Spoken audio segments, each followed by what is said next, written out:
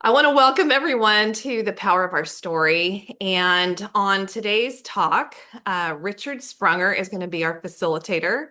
Richard is a former Navy SEAL and he is a longtime active duty firefighter.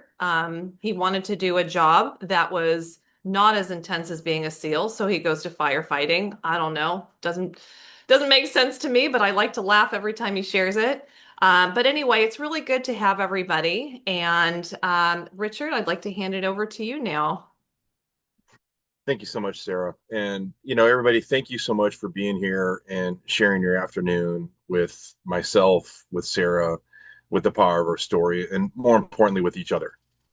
That's why we're here.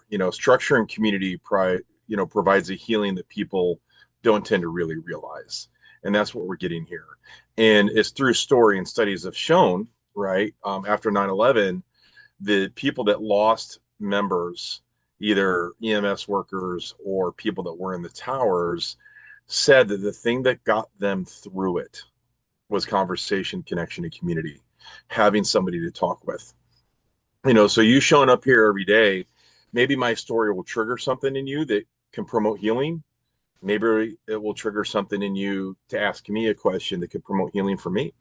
It's hard to say, and but I'm going to give a little background on myself before we get going for people that might be watching this online and the couple on here that I haven't met that many times. As Sarah said, my name's Richard, and I was a Navy SEAL for 15 years. I did 5 deployments, and after multiple injuries, helicopter crash, getting stabbed, multiple things, I got to the point where I had to find a safer career, and so I became a firefighter.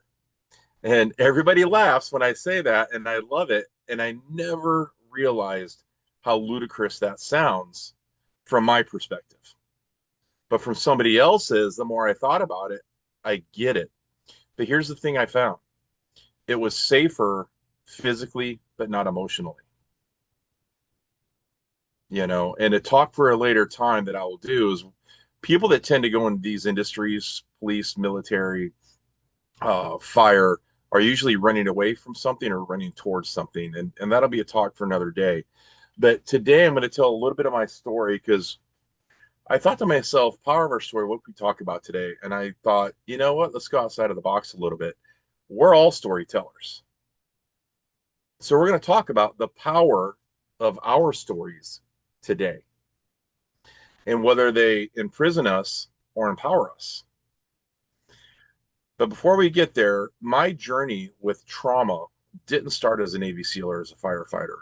It started December 8th, 1982, when I was waiting to go roller skating with a local church group, but I couldn't go until my father got home because he was going to drive me to the roller skating rink, excuse me, to the church to then take the bus to the roller skating rink. And he didn't come, and he didn't come, and he didn't come. And when you're 12 years old, right, it's easy to get angry. Poor me, selfish me. We're 12. That's what we're supposed to do. And that's when I first started learning storytelling. He doesn't care about me. Why can't he show up? I don't get to go. I'm not good enough. And he was very late. And then the door opened, and I thought it was going to be my father. And it was my mother and my grandmother came in. And it was chaos from the get go.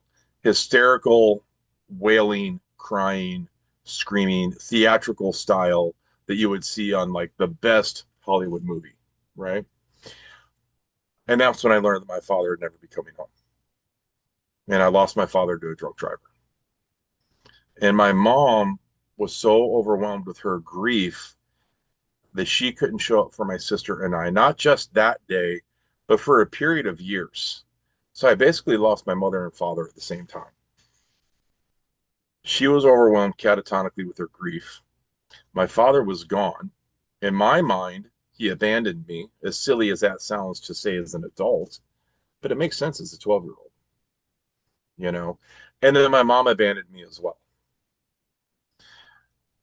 And I didn't know it at the time how instrumental that was going to be in my future, but I went on a quest, a 30-year quest to make a dead man proud.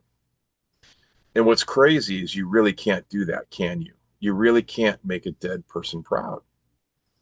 But we chase ghosts all the time. And sometimes those are stories that we chase.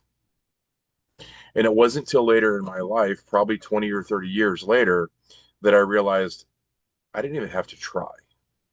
He already was. But the damage was already done in my nervous system, in my life choices, in my habits, hyperachieving, overachieving, not just being a SEAL, but being a medic, because everybody in my family were volunteer firefighters and EMTs and paramedics. So I had to be a medic. I had to be a SEAL. I had to hyperachieve in everything I did. Hand-to-hand combat instructor, small arms instructor. Then when I left the military and went to the fire department, same thing. I had to be a medic. I had to be in the peer support staff. I had to be in the training staff for all the new probationary firefighters. And I didn't realize I was still telling myself stories.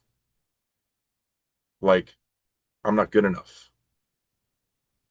And I still struggle today with the imposter syndrome story.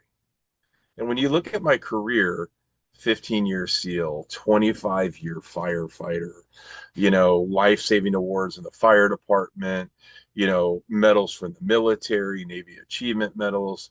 When you look at that resume, and then I question my ability to be a coach, to be a facilitator. I do relationship coaching, men's coaching. I run men's groups. I'm proud to be welcomed on here by Sarah, and I get to lead 2 discussions a month. And imposter syndrome still kicks in. Why me? What do I have to offer? And what I found out was that on paper, I looked like a success. But internally, I was a mess. And what I didn't realize, and I shared this last night on the call that we did for Aaron, and I said this, I said, leaders don't lay down easily. Servants don't succumb easily. And warriors don't go by the wayside easily. On the outside.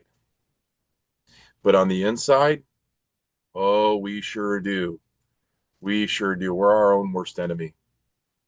Stories have shown, it's documented, that we retain 20% of what other people tell us or tell us about ourselves, but we retain 80% of what we tell ourselves. So I ask you, how do you talk to yourself and about yourself on a daily basis? What stories are you telling yourself?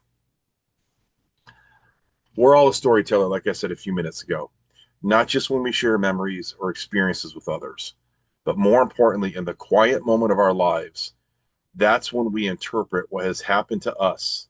And then we make a critical decision. We decide what it means. And we're using our own skewed lens to make that decision instead of going to a peer, a friend, a doctor, a coach, a therapist. We take those things and we make a decision about what it means, and then we internalize it. And over time, those interpretations become stories. So far from the truth, but yet it's a story we tell ourselves. And I liken it to the fishing story, right? And this is a great one. I just went fishing a couple weeks ago with a friend of mine. He came out from Ohio. He chartered a boat. We went fishing, and we maxed out on one. So I think we ended up with 45 fish that were a total of like 80 pounds. And then we ended up catching a shark. It was about 6, maybe 7 feet long. And I think its weight was about 80 pounds.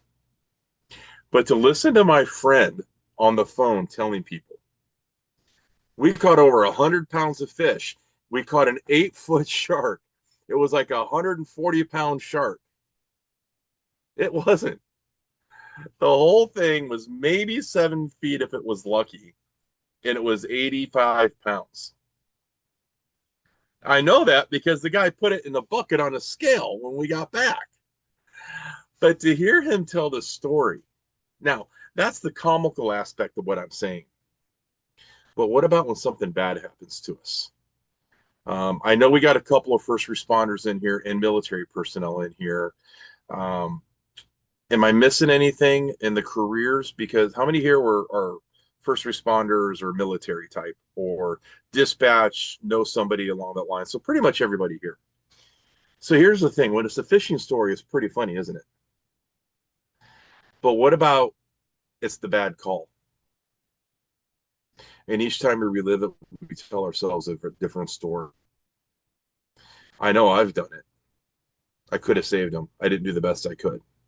I heard a story one time, and this is where we really got into what's called after action reports. And if you guys aren't familiar with that, I'll keep it very brief. After an incident, we all get together. It used to be high fives and slapping each other in the back. And I tried to make it a more realistic thing. And you just basically five questions. What was the mission and what got done? What went right? What went bad? And what can we do differently next time? Basically, what did I see and do, and did it work or not? And this is why it's important. In one of those after action reports, probably 6 months later, this guy had been struggling with PTSD really bad. And so we got everything. I mean, he was struggling in and out of the hospital, in and out of rehab, inpatient care, and he just couldn't get reset. So we got everybody together that was on the call, and we came back for a conversation. What he had been struggling with is that he couldn't keep somebody from getting past him that went into a building to look for somebody, and then the building collapsed and he thought he killed him. At this after action report, and this is why we do them now, a gentleman goes, "Wait a minute, are you serious? I was on the other side of the building. I saw them run in the front and they ran out the side. They weren't even in the building when it fell. It wasn't even a true fact that happened. It was a perception of what happened, and it was a story he told, and it was debilitating." That's the power of our words. That's the power of our words. So I ask yourself, when something happens, what's your after action report? Who can you talk to about the things that are going on in your life? And I'll tell you right now, I'm here and I'm always available. See, PTSD only needs three things, really three things.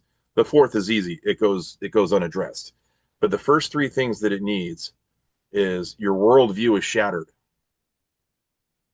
I lost my dad at the age of 12. Is my worldview shattered? This guy saw somebody run into the building and the building collapsed, and he thought they were in there. Was his worldview shattered? The loss of choice and control. I had no choice and control when I lost my dad. And that gentleman had no choice or control over that building collapsing. And then when it goes unaddressed, that's when it can become a disorder. Mine went unaddressed as a kid. So at the age of 12, I became hyper vigilant, angry, aggressive. No one's going to hurt me again. No one's going to leave me again. And this gentleman went down the realm of self destructive behavior, which I ended up doing as well. Just later in life, is I don't know how reckless you can be as a teenager, but I tried. So what's your after action report? Who do you have to talk to? Because over time, limitations become stories about God, about the world is like, about what we deserve, or more importantly, don't deserve. I don't deserve love. I don't deserve friends, right? And what we're capable of or not capable of. Are we safe or not safe? And are we enough? And those stories grab hold of us. Some of them empower us. Some of them give us courage, resilience, and purpose.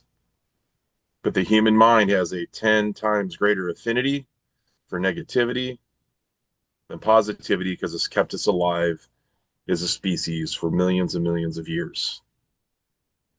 When we hear a noise in the bush, we don't think, "Oh, that's probably a little bunny rabbit," right? We jump, we cower. Is it a bad guy? Is it a booger eater? Is it a rattlesnake? What is it? Because we're wired for survival. What survival mechanisms have you developed that have helped you and now are longer not serving you? These stories can convince us we're broken, we're unworthy, we're stuck, and it's something that we can't change. But I'm here to tell you that you're Biography doesn't have to be your destination.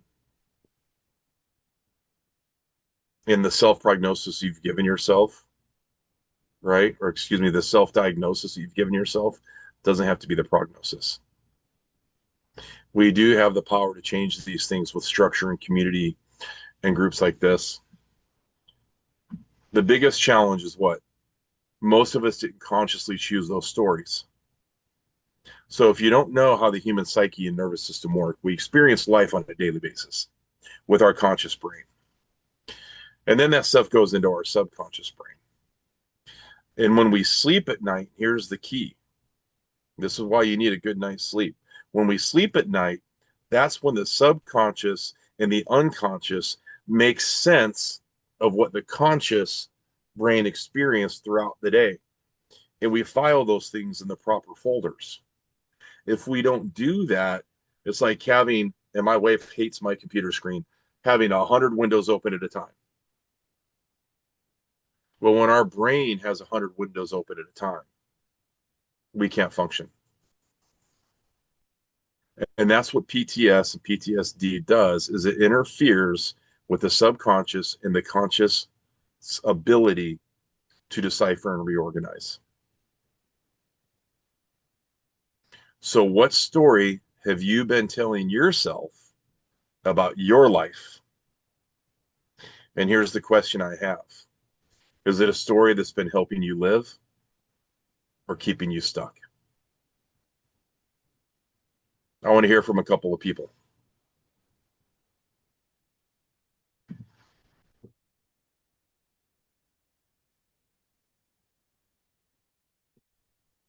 I always talk, so here we go. Nice to meet you, Richard. Uh, You as I'm well, ma'am. I'm up here in Canada. I was an emergency police dispatcher with the Royal Canadian Mounted Police and married to my now retired husband for 54 years, and he was a Mountie. So I got both sides, 10 years as a spouse before I joined, and then the shoe was on the other foot. And we both got an awakening. And so I got it from both sides. Both sides is as a spouse, my husband coming home, not interacting, not doing anything, and 3 weeks later, I found out that he had attended a death of two children the same age as ours, which was like 2 and 3 years old.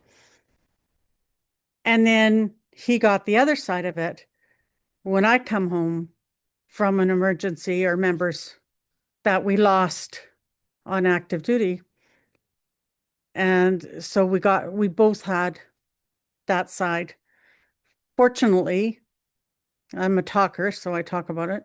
He doesn't, except that I think more as women than men, we will gloss over it a little more and bury it. You're raising kids, so you try not to bring that into the home either. But my health suffered terribly for years without me even knowing why. And so I don't know whether that answers your question. Now I have tools. I was very blessed to have a really good psychologist work with me.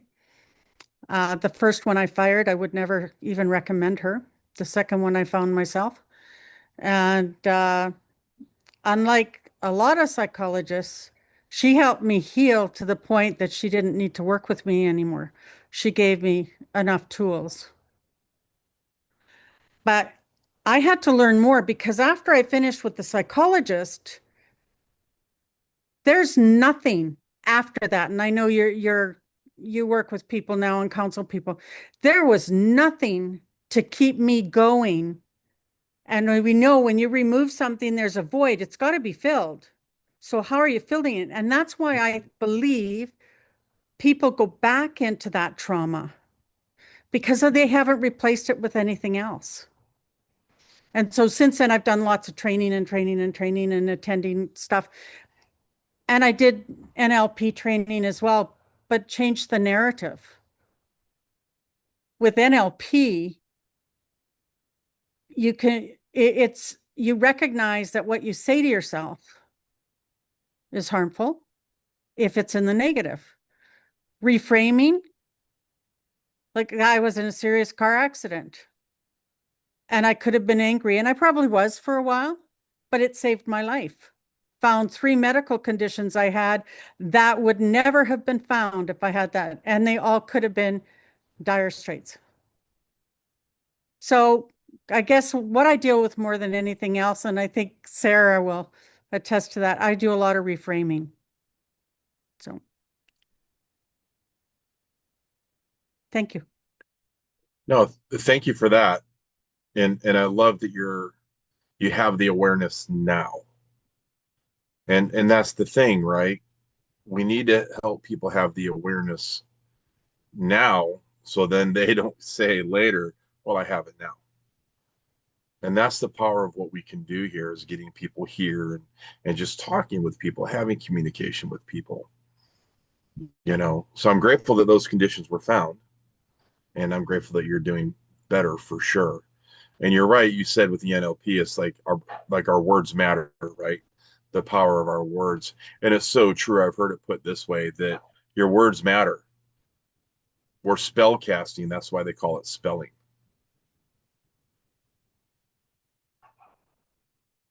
Anyone else? Rich, I'm sorry, Rich. I didn't catch your question as I was just transitioning from the car to coming home and setting stuff up. So I think I missed the impetus of your question.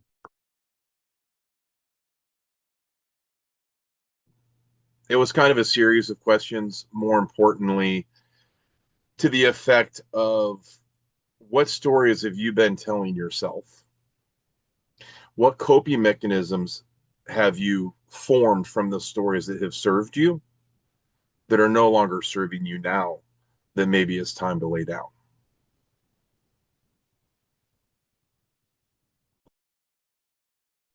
Well, like we talked about the other morning, Wednesday morning, when we met in Solana Beach at the Veterans of Foreign War down there for our inaugural kickoff of our coffee and conversation at the Post, which was a great time.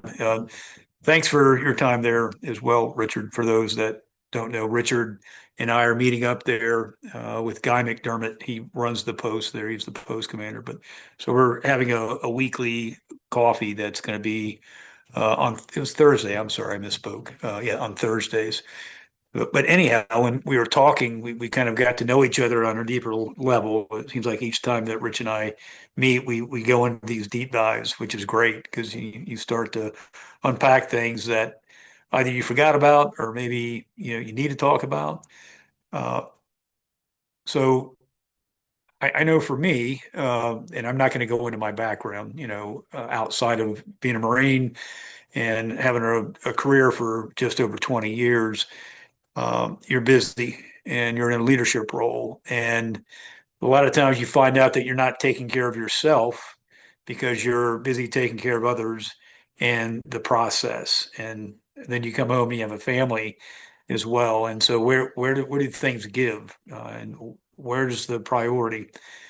And I know I gave 110% to the Marine Corps. I mean, I can absolutely say that I did that. I have no doubts about that.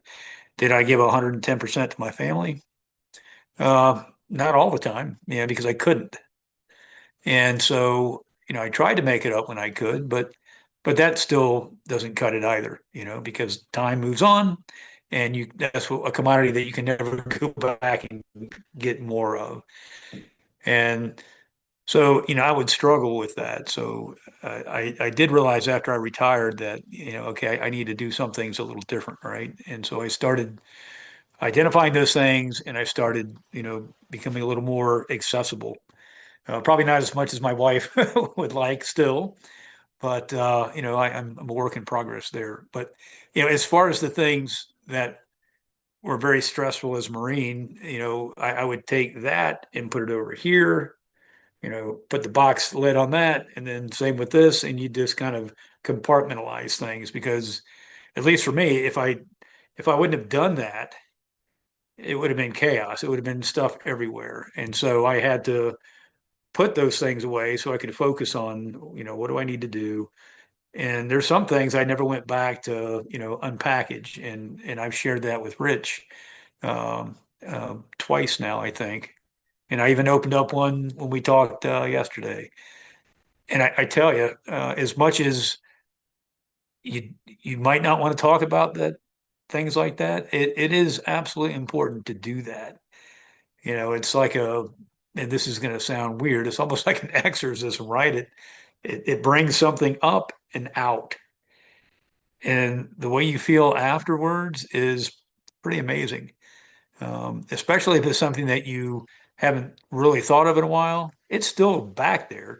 It's running, it's like an operating system, right? You can see the screen, but you can't see everything behind the screen, what makes it all work. Well, that's back there and it tugs on you occasionally. And yeah, when you have it, even just to emote about it, even just to talk about it for someone else to hear you, they don't have to say anything.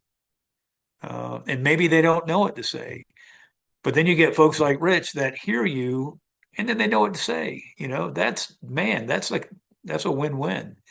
And so I found, and I don't know whether I'm answering the question at this point, but I found the therapeutic value in having a voice and having people listen.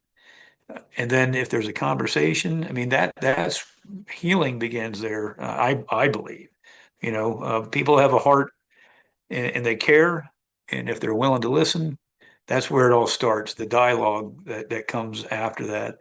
So yeah, now I try to I try to be more present, and I still struggle with that in some ways.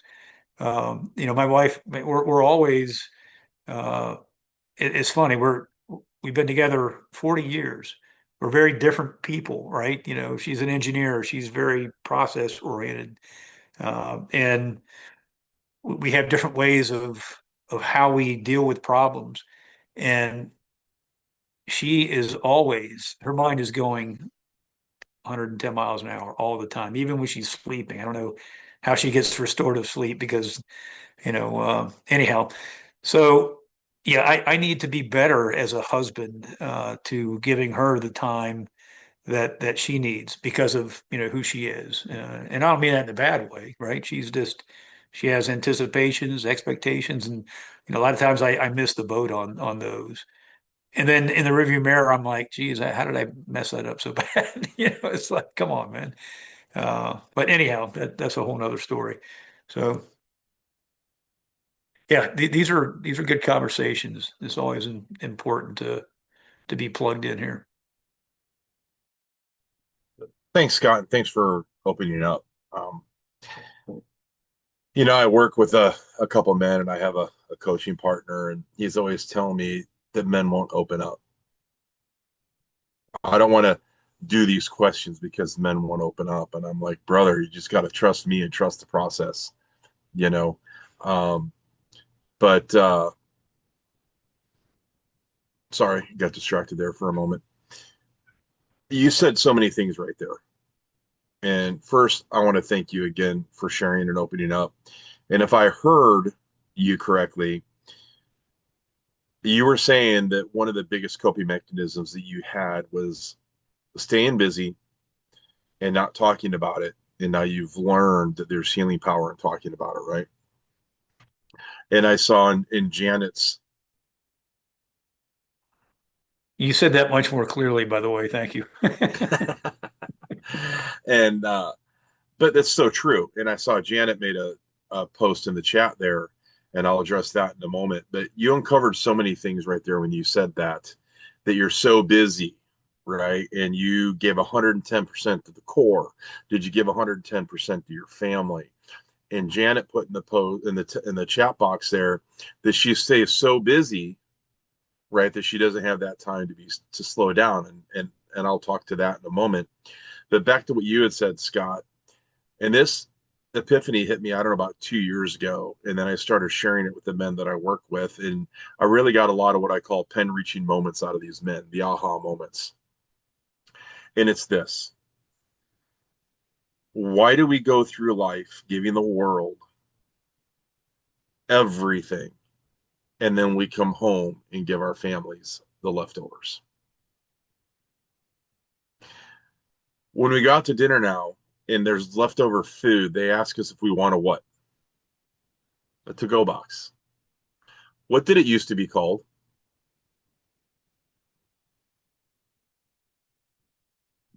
Doggy bag. Doggy bag. Think about that for a moment. Our leftovers go to the animals, right? But yet we give the world everything. We bring our leftovers home to the ones that we're supposed to love the most, that we say we love the most. We take vows that I love you the most. I will forsake for you. But you don't. You forsake your family more often than not to give to society than the other way around. And it can be so detrimental, so detrimental. And also, Scott, you talked about the power of telling the story. There is healing in storytelling. And I learned this probably about 3 years ago. It wasn't for me. And then I realized when I took a transgenerational trauma course through the Embody Lab, the power in which we tell those stories, if we are not cautious, will release the same exact trauma hormones, stress responses, and nervous system response as when the event actually happened. So every time we tell the story, we can re-traumatize ourselves. And there's a diffusing that I do with people when they have that story or that call, right? That I walk them through it. And you're right, The Body Does Keep Score. That's a great book. And that's from the somatics. She just made a post in the bottom there. And that's from the somatic therapy, which is the body outside of the mind. They're connected, but they're disconnected at the same time. Our body stores what our mind experiences. So when you tell that story with the same emotion and the same emoting that as it happened, then you keep re-traumatizing yourself. And I did that with a call that we had on the fire department. I won't go into too many of the details. Very, very life-altering call for me and many others. But a family was visiting San Diego from back east, and there was a major road that they were crossing that then we then found out there was a huge lawsuit that it was roughly the 71st incident at this intersection, and the city had never done anything. No crosswalk, no warning light, no pedestrian light. You know, those lights we hate now that people can hit and all the stuff starts flashing. You got to didn't even have one of them. The mother stepped out of the crosswalk, and the father pushing the stroller with the infant got hit by a Suburban doing 35 miles an hour. And it was 4 blocks from the fire station. We were first on scene. The father had major injuries. He was combative, so the crew went to him. And I went to the stroller. I said, I got the stroller. I'll let you know what I need. Changed my life forever. When we all experience something, we all say what afterwards? How are you? We all say, I'm fine. I don't accept that, and I don't say that anymore. It stands for feelings inside not expressed or effed over, insecure, neurotic, and emotional. And both apply. And after that call, the captain said, how are you guys? And we all said, I'm fine. Especially me, I was a Navy SEAL. I've been on the job for 15 years. I'm the tough guy. I laid in my room and I cried most of the night. I cried myself to sleep every night for weeks. And every night I closed my eyes, I saw that baby girl's face. The soft, ashen skin, the pink and blue bonnet. And inevitably, what it came back to for me was when I took her hat off, the blood in my hand, and that was what would snap me out of it. Or in a dream, that's what would wake me up. And then when I told that story over and over, I kept getting the same emotional response every time, and it kept re-traumatizing myself. So now we do what's called a diffusing of that, which is you tell the story, then you tell it again and again and again and again and again, and you try and add more details and more details and more details to the point where it becomes part of your nervous system, but not an agitative part of your nervous system. And then you can start to release some of those emotions. So we have to be careful how we retell those stories that we need to talk about. And you mentioned, and I love this, Scott, you feel lighter afterwards, right? I remember I was seeing my somatic therapist around a gentleman that I had worked with, and I was the medic, and he got shot in the chest multiple times. And as the medic, I couldn't save him, and all I could do was hold his hand while he died. And see, this one still gets me sometimes. I couldn't do anything, and I carried so much weight around that for the longest time. And the first step of healing I had was when my wife told me one day that you were there. The last thing he felt was peace and love and you. But when I kept telling the story, it kept damaging me. And my therapist literally put me on the ground, get in the same position that you were in. How did you hold him? Where was he? How was his body? And put me on the ground like I was holding him. And she goes, I want you to see him. She goes, I want you to talk to him. What do you want to tell him right now? And I immediately started bawling. You know, like the 3-year-old in the checkout line that can't get a candy bar. That kind of bawling. And I just snot in tears and drool. And I was losing it. I could barely get words out. And I finished, talking to Mark. And then all of a sudden, it's like I just started breathing differently. And I looked up and she was a wreck. She, she, she was a wreck. It was so overwhelming to her. And I love her so much for standing there and standing in it with me. But she was a wreck. And then when I got up off the ground, I felt like I was floating. For the military people and the law enforcement people in here, when you take that rucksack off or you take your bulletproof vest off after wearing it for hours and hours and you feel like you're floating a little, that's how I felt. And that's when I realized the power of truly being able to let something go and to set it down. So it is the power of our story, but we got to just be able to share it with people that can hold the space for it.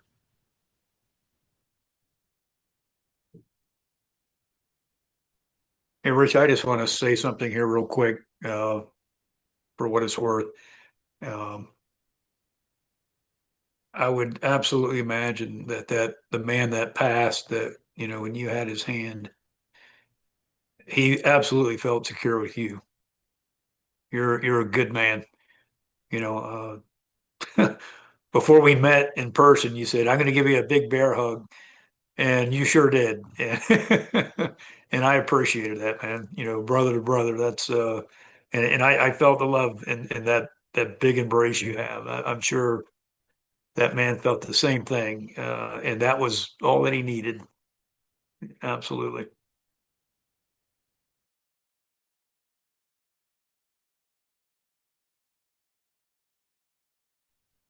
I appreciate that, brother. I appreciate that a lot, and those are defining moments in our life that we don't know in what way they'll define us, right?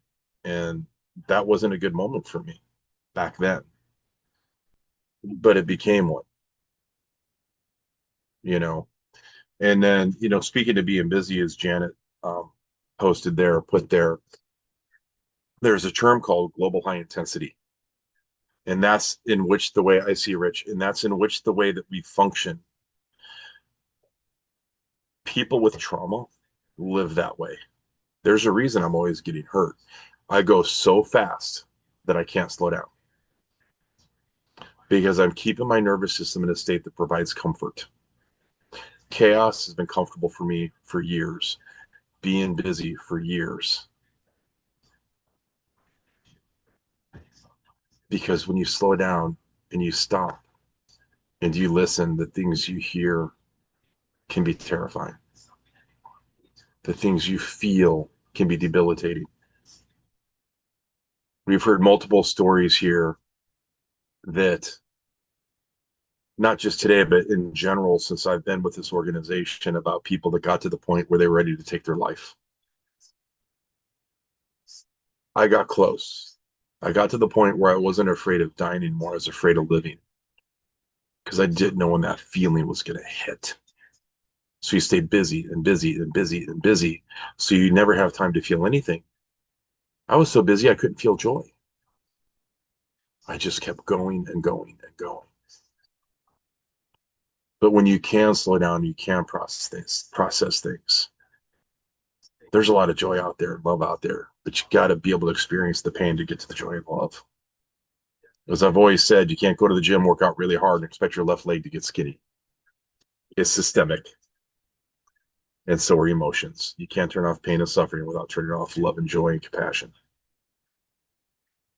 So slowing down is hard, but eventually it's definitely worth it. Brother Rich. Wow. Rich, I think I mentioned this to you before. You and I have some parallels. Uh, I lost my dad. I was 13 years old. Didn't get a chance to say goodbye to him. I promised my mother uh, that day that she would never have to worry about me drinking. I broke that promise. I went down that slippery slope uh, for decades. You know, I had a friend that owned a liquor store. And if I knew I was going to be late working, I'd call him and ask him to do the usual, which meant he would take a fifth of Johnny Walker Red, put it in a bag, and put it by the garbage can for me. And I'd pick it up and go home and drink it and pay him next time I saw him. Uh, in my generation, storytelling was frowned upon because people thought uh, they would call it bragging. What are you bragging for? What are you bragging for? So nobody talked. We just went to you finished your tour, you went to the bar and you drank, you know. Uh, and then it, you talk about the family. Uh, I lost uh, my wife. We're friends today because uh, we talked. I told her I didn't know who I was. I had no idea, and even to this day, I I kind of struggle with that because uh, you know uh, uh, imposter syndrome also. Y- my desire right now is to help other people not have to go through what I went through, right?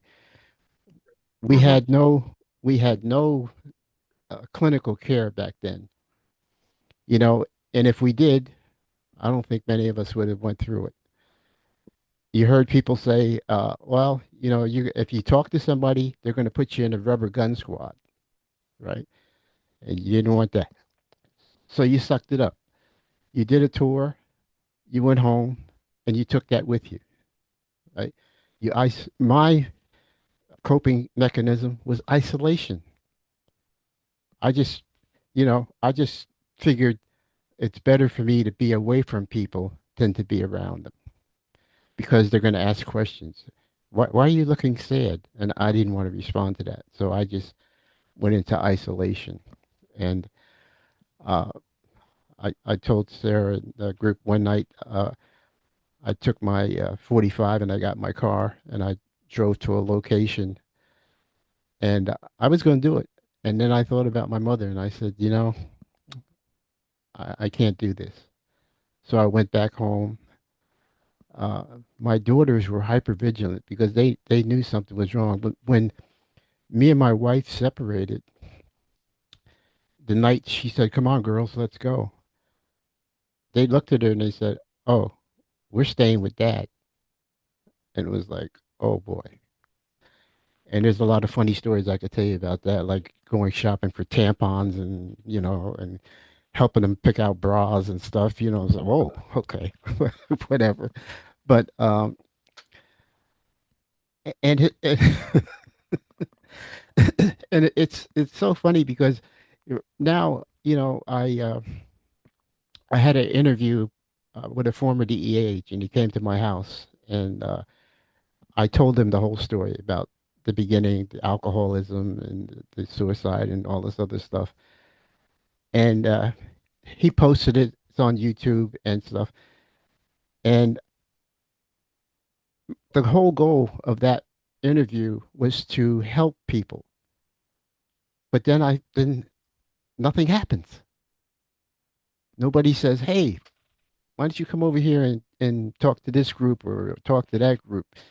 And so then you get to you fall into that imposter syndrome. Well, maybe I'm not good enough to talk to other people, whatever. But that's just a little bit of the stuff, that I would share now because I don't want to take up all the time. But thank you, Richard, rather. It's confusing. There's two Richards on here.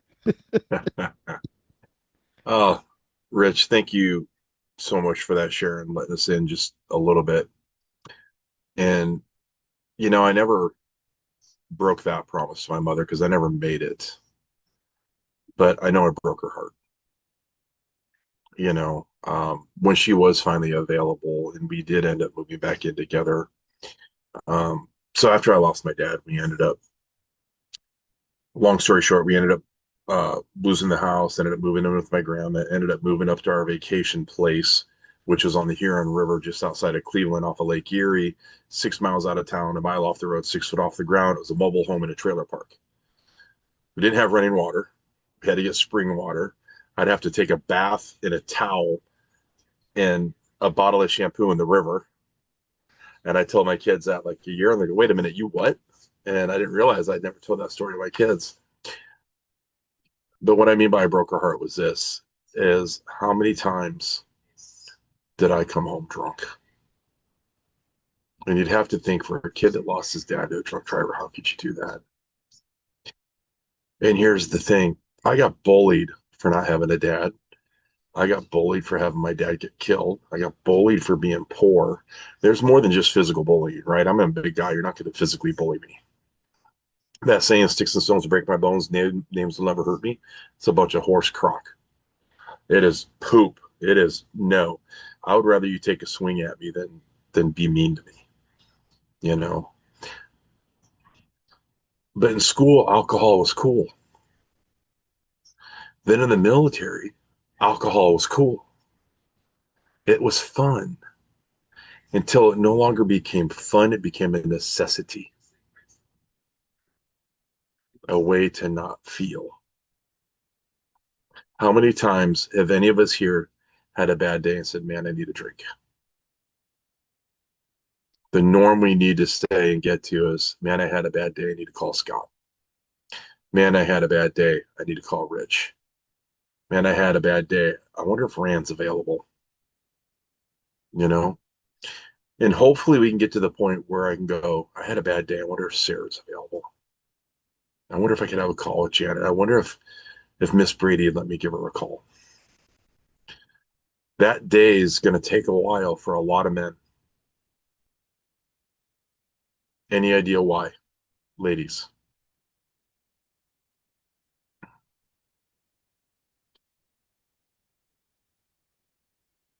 I mean, are you talking about how it could be hard to reach out to a female?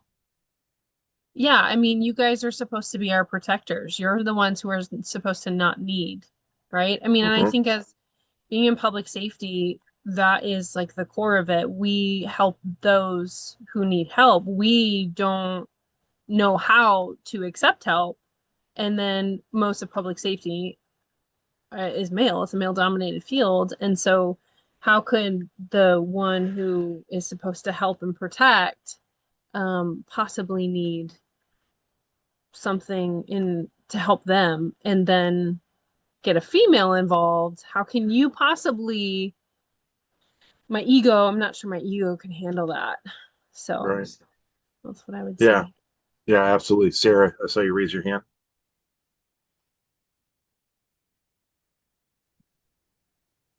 Yes, I think another thing that I have noticed too, not as a veteran, not as a first responder, but as a female, is I have many conversations with males that can go deep until there's other males in the room.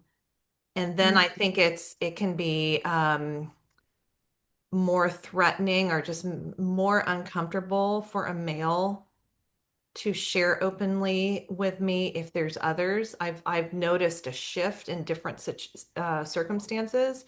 So even just how it appears to be, vulnerable or responsive in a group when there is a female.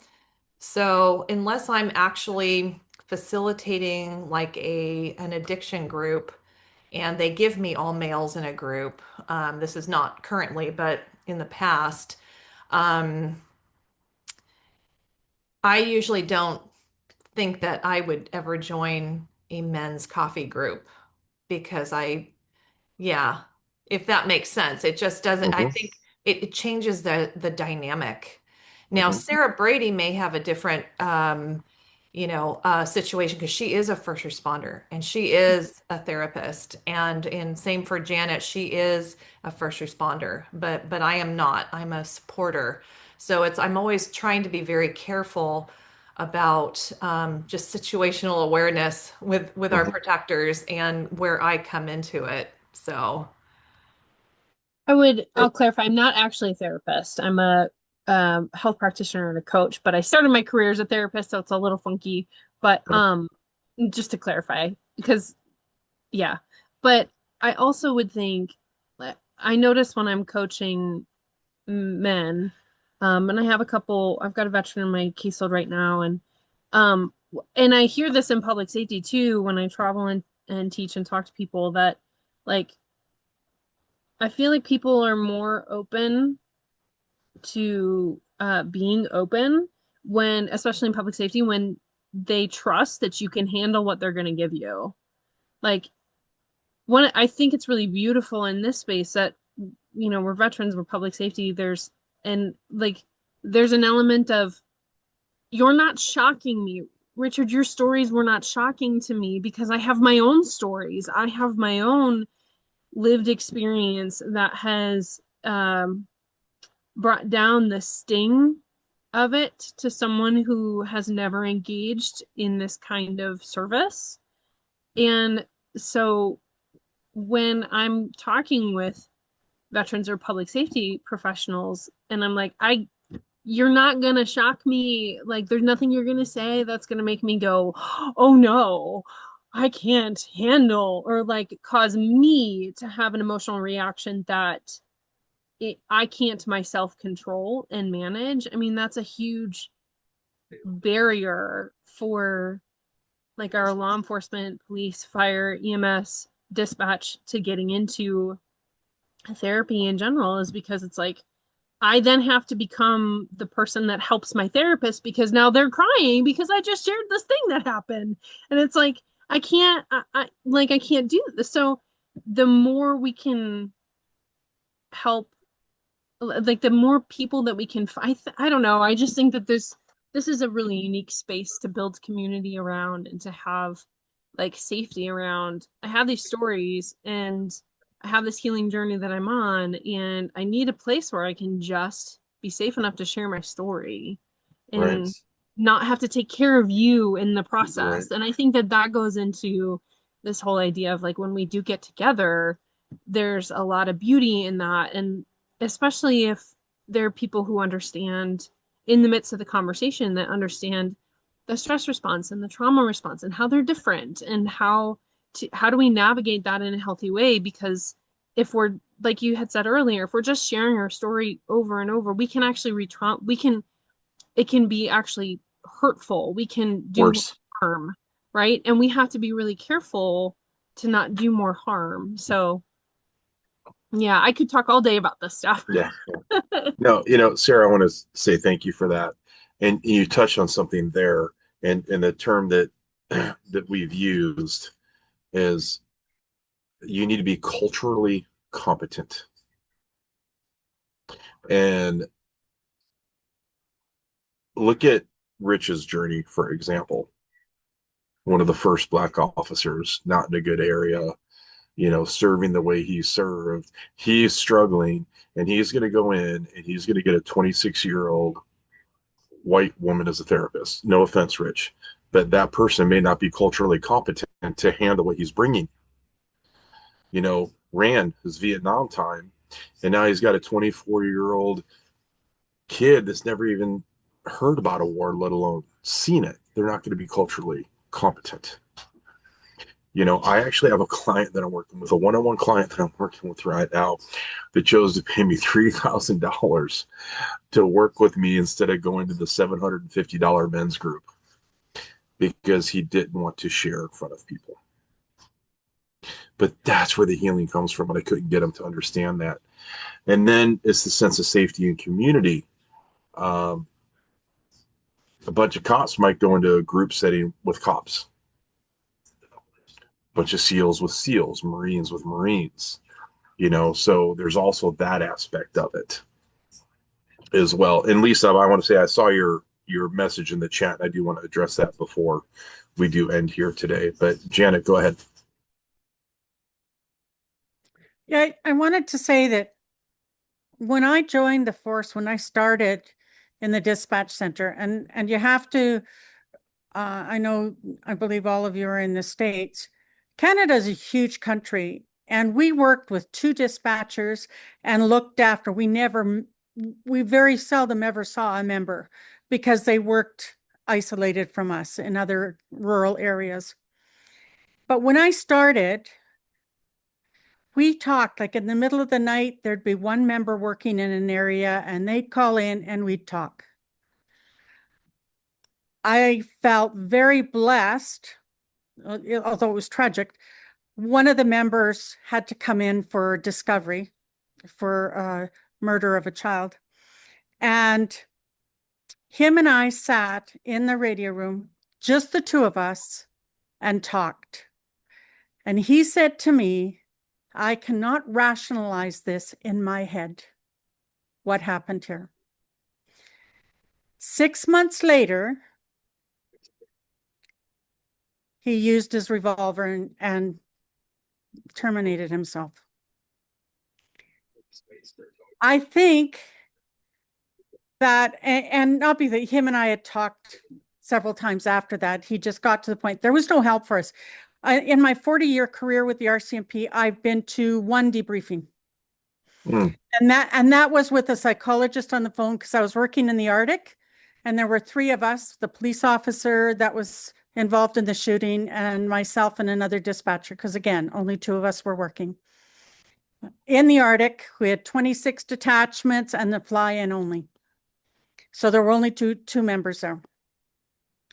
Anyways, all we could hear, the psychologist saying, I hear you, I hear you, I hear you. Do you know how angry that made us?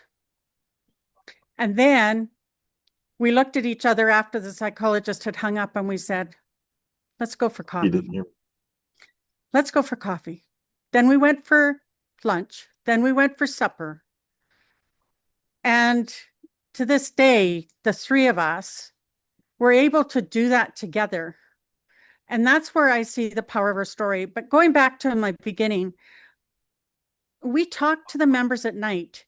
But by the time that I left the force, the big dispatch center where they eventually went into, we weren't allowed to talk to the members. We weren't even allowed to say, good morning, have a good shift. We weren't allowed to comment on anything. And the camaraderie was gone. I came back to work. I came to work as a casual, and the new people treated me like I'd never dispatched before. In fact, and sorry, I'm going off on my high horse here. In fact, we used to do our own dispatch and complaint taking. We used to do that all the time. Then we went to this separate dispatch and complaint taking. But us senior ones that came back to do relief were designated only to take the phone calls, and like 90 to 95% busy 24 hours on that dispatch center. The calls went in queues. That never used to happen. So I sent off a file and I got a message back, which direction? And I said, up Beacon Hill, like there's only one hill and there's only one direction. Up. Zing back in a priority again. Which direction? Finally, I went to my supervisor. I said, can you explain to her what up means? In this city that we're dispatching, there's only one Beacon Hill, and you can go up and you can go down. There's no turnoff. But it's how we're treated. And so comes the moral injury. But I think with that together, we served more members by talking to them at night during that quiet, because lots of them work by themselves. We work by ourselves sometimes. And when I found, I have no idea how I found Sarah, the serendipity, I think, because in 2020, I found this group and it's been a lifesaver for me. So thank you. I'm so glad you're here, Janet, and that you found us. And I mean that. And what it was is that he kept saying he didn't hear you. He kept saying, I hear you, I hear you, I hear you. But he didn't hear you. And he certainly didn't feel you. No, I'll give you a back. Then we had to do an assessment, right? Because we had to fill out a form and be assessed by a psychologist. I think it was every 2 years they did dispatchers to know whether we were still capable of doing the job. He came up to Iqaluit, so I'm in the Eastern Arctic, and he came up into Iqaluit. Oh, you're the one I talked to. You're fine. Yeah, exactly. So. Yeah. Sarah, and then I'll go ahead and wrap up. Well, I just wanted to touch on something that you said about, really being able to share deeply and re-triggering too. And that's always the thing on these groups. It's like, okay, we have to be careful where people do not get triggered. Um, but then there is great healing when we get everything out. And so it's like, the science, I love seeing all the data that's coming out when people have a really tough story that they have not told anybody and they start writing it down, 20 minutes a day, for 4 days. And unless it's like super overwhelming, you just know that it's not going to feel good for a little while. Um, but then you get in front of another group and you're able to articulate that, it can powerfully root in and start the Yep. holistic healing. But on the other hand, there is that tightrope where it can really trigger somebody. And so I think, yeah, the power of our story, we're kind of going into that mode where you can kind of sandwich in the hard story with something that maybe you're very grateful for. You share the hard story and then really what you learned from it. And Richard, you do a fantastic job. And I actually, like everybody on this call, people understand that. But yeah, going forward, it's always, I'm just sharing this because we do have to be careful with that triggering. Because not everybody knows how to help people get grounded again. So I think that's why I'm so thrilled about this VFW coffee, where it is just the protectors themselves, and to have such an amazing foundation with you, Richard, you, Scott, and then Guy McDermott. So I think, again, I'm imagining these are the places where things can go really deep. And then the power of our story, people sharing, just so that people know they're not alone. Um, things are shared where this is what I've learned. These are the dots that I connected from my childhood to why this trauma was even bigger than, why I had a tough time after that one. So I'm Right, just sharing this because, yeah, these are things that we do think about and talk about is the safety. right, right. No, and I appreciate that absolutely. And it's been said a couple of times. Like I don't think there's anyone could share that could impact me to the point of, you know, have I been impacted? Yes. I've been moved. I've been made to feel emotional. I've been impacted by the shares, but not affected to the point where it's almost debilitating, right? Because you're right, we can re-traumatize people and make it worse. And that's when the power of being able to be attuned to what's happening goes on. But to the question I had asked, and I love it. Sometimes group settings don't work, individual settings do. But for most of the men out there, until they know you and get to know you and trust you, they're not going to reach out typically to a woman because they don't want to be made to feel weak. And then I'm going to talk about what Lisa had posted in a minute, but I want to read a quote to you by Brene Brown. And this really brings things home. And this is the quote. It says, "Here's a painful pattern that emerged from my research with men. We ask them to be vulnerable. We beg them to let us in. We plead with them to tell us when they're afraid. But the truth is, most women can't stomach it." I'm not saying the people here, right? I'm saying most women can't stomach it.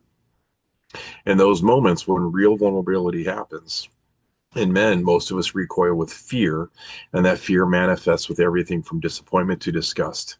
And men are very smart. They know the risks. They see the look on our eyes. And when we're thinking, come on, pull it together, man, you know, and that says it all because what it comes down to is men know what women really want. They want us to pretend to be vulnerable, and we get really good at pretending. Now I know for the ladies on here, I could probably reach out to anyone on any bad day and I would be held. But that isn't a lot of people out there, so men are very specifically exclusionary to who they reach out to because one, they don't want to be made to feel weak or ashamed. And it's very hard to hold a man in their power and weakness at the same time. And you got to know how to do that. And that's something I've worked very hard on developing. And that's why I'm so happy to be part of this organization with all of you. And then real quick, Lisa had posted in there, um, she told herself she didn't have the luxury to fall apart because of her responsibilities. And what that brings up for me is one of the most favorite famous movie quotes ever from Predator, with Jesse the Body Ventura standing there. And they just got in a big altercation. Rich is nodding his head, just in a big altercation with the Predator. And somebody looked at him and goes, "Hey, you're bleeding." And he goes, "I ain't got time to bleed." Right. And that's our psyche. And that's what Lisa's saying there. I don't have time to bleed. I don't have time to fall apart. I don't have time to feel because this stuff is so much more important. The responsibilities of the kids. And I loved your honesty and vulnerability here, Lisa. And I just want to see you in this. And you put over time, you lost everything but your life.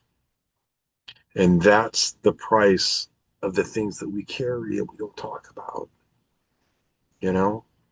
So thank you for sharing that with us and being willing to open up and be vulnerable.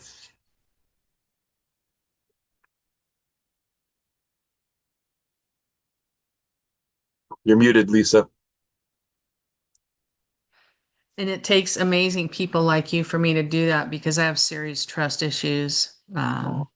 So yeah, I really am here by the grace of our loving Creator and some people on this call, especially Rich. Rich always has my back. I can hit him up anytime, whether he's feeling good or not.